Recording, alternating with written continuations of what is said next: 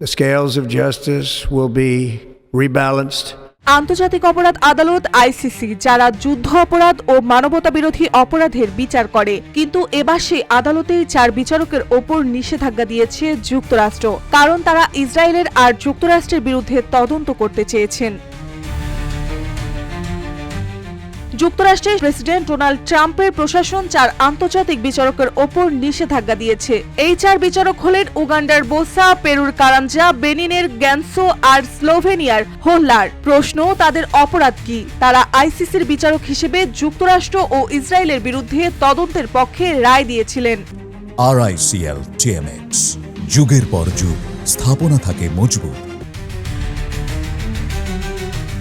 এই প্রসঙ্গে মার্কিন পররাষ্ট্রমন্ত্রী মার্কো রুবিও বলেন, এই বিচারকেরা অবৈধভাবে যুক্তরাষ্ট্র ও ইসরায়েলের বিরুদ্ধে তদন্তে যুক্ত ছিলেন। আইসিসি এখন রাজনৈতিক উদ্দেশ্য পরিচালিত হচ্ছে।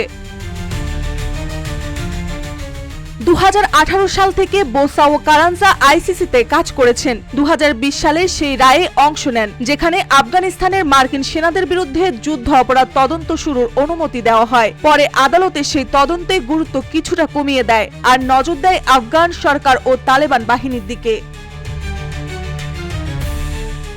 সম্প্রতি বিচারক গ্যানসো ও হোল্লার ভোট দেন ইসরায়েলের প্রধানমন্ত্রী বেনিয়ামিন নেতানিয়াহু ও প্রতিরক্ষা প্রধান গ্যালেন্টের বিরুদ্ধে গ্রেফতারি পরোয়ানার পক্ষে। তাদের বিরুদ্ধে অভিযোগ গাজার বেসামরিক মানুষ হত্যার নেতৃত্ব। এই রায়ের পরে আসে নিষেধাজ্ঞার সিদ্ধান্ত। তবে এটাই প্রথম নয়। 2020 সালেও আইসিসির সাবেক প্রধান কৌসুলি ফাতু বেনসৌদা এবং তার সহকারীকে নিষেধাজ্ঞা দিয়েছিল যুক্তরাষ্ট্র।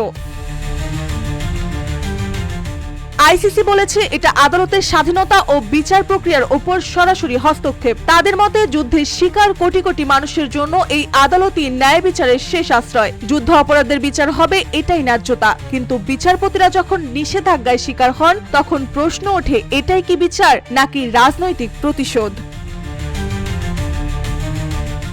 মার্জিয়া মৌ, রূপালী বাংলাদেশ।